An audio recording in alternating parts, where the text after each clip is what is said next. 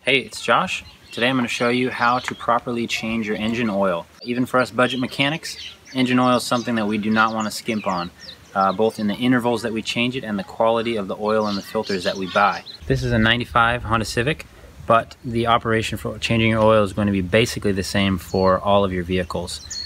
Consult your owner's manual for the grade and the interval of oil change, and go from there. So on sedans or lower riding cars, you're probably going to want to create a little room for yourself. So just stick a jack under it, lift it up. You don't even have to lift the wheels off the ground. Just lifting it up to give yourself some room to get an oil pan under there and the space to work. Obviously, if you do go up on a jack, make sure you use a jack stand as safety so that you don't crush your rib cage. So I'll just open this, just let a little air in, just so it'll be a nice stream coming out the bottom. This is an oil pan. My goal right now is just to break it loose so I can loosen it with my fingers.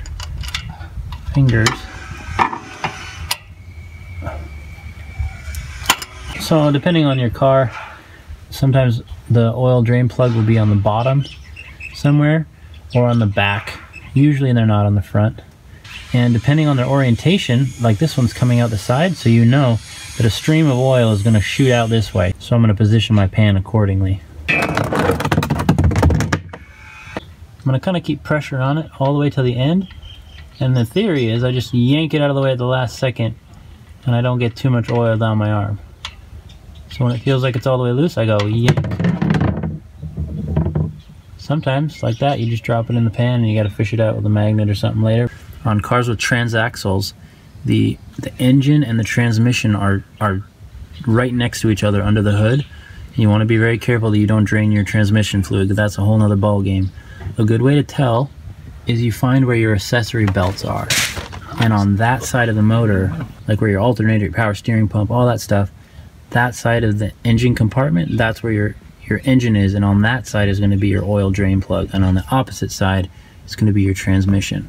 Oftentimes transmissions will have like an Allen or a square fitting, but sometimes they'll look very much like a drain plug on an oil pan, so you just want to double check.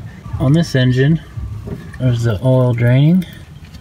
Directly above it with that barcode, that's your oil filter. So you're going to reach up there, unscrew it, and the oil is going to pour out down your arm, and you're going to set it in your drain pan. But hopefully you can just grab it with a dry hand. It's got some ribs on the back, and you can twist it off. I can't really get a good grip on it. Oh, great. So most of the time I can get a filter off with my hand, but occasionally a tool like this is handy. It's adjustable to various sizes of filters, and you put it on in such a way when you bend the handle and the teeth bite, it's loosening the filter. They make some that cap over the end like a wrench, and those are specific to the filter size. So these are pretty versatile. And here we go.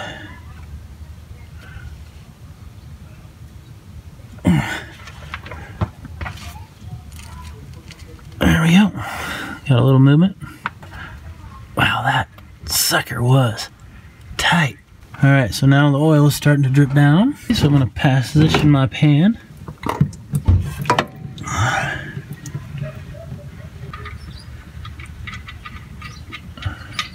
Shops make mistakes and you'll get the wrong filter occasionally, so you just want to confirm that. So I'll hold it up like this. They have the same the inner diameter where it's actually going to interface with the engine. Different brands of filters will be actually different physical sizes, but they're going to have that same diameter of O-ring and have the same thread type. So you just want to visually check that the threads look similar. So one's not a fine thread and one's a coarse thread. A filter should go on to the spindle very easily. There should be no resistance as you're spinning it on until the end. So if there's resistance at the beginning, you know you have something's, either you're putting it on crooked or the threads are actually the wrong size. I'm going to do a couple things. I'm going to take some oil, I'm going to put it on the rubber O-ring so that the rubber doesn't create a stickiness that keeps me from tightening the filter on correctly. And then I'm actually going to take some of my new oil and I'm going to fill it up maybe halfway with new oil. So if there's a big dead spot in the system where the oil passes through the filter, that's that's a period of time where the engine is running without oil, and that can be hard on elements. We want to give it a little oil to prime it, essentially. Because on this engine I have to put the filter in sideways, I'm not going to fill it all the way up, otherwise I'm just going to dump oil on myself. Let's go right on here. I'm just going to play around until I find where it catches, and then it should easily spin on. If it's not doing that, something's wrong, and don't force it. It comes to the end and it gets snug, and you're just going to snug this up just hand tight, just nice and snug like you would on a mason jar. You don't want to over tighten this because it'll actually tighten up over time. Like the last one that I had to take off was probably over tightened, and it just was a bear to get off. You never want to use an oil filter wrench to put it on. You just want to go with your hand. I'm just gonna snug up my plug. Again, do not over tighten this. You just want to snug it. Here's your funnel. Make sure it's clean, otherwise it defeats the purpose of changing the oil if you have dirt and gunk in your funnel that you're putting right back in your engine. Consult your owner's manual for what grade oil to use. You never want to leave too much oil in your system and run the car. It'll be bad for your seals. So you go slow at the end, just checking periodically, letting the oil drain to the bottom, then you're checking it, and you go from there until you've hit the right level.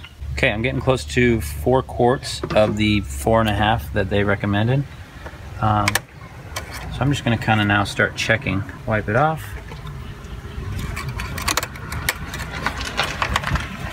Let it sit for a second. So I don't know if you can see, but it's actually registering down here. There's some oil up here. It's not covering the entire dipstick, so I know that it's not up that high. It's down here somewhere. It's looking right about there, which is perfect because when I actually run the engine, some oil is going to fill up the rest of that filter, and the oil level overall is going to drop down a little bit, and I'm probably going to hit that full mark just dead on. I'm going to take my funnel out, put my plug back in, and I'm going to run the engine just for 20 seconds and then recheck my level. Alright, so my level's right about there. Looks good. And that's how you change your oil. Not too bad. Just remember, check your manual for what kind of oil and how often to change it. And don't underfill or overfill. Nail those 2 dots right in between. Also, don't cheap out on oil filters. Don't buy the cheapest one. They're really bad. Spend some extra money. It's going to be like $3 or $4, and it's going to extend the life of your engine. Even budget mechanics don't cut corners on oil.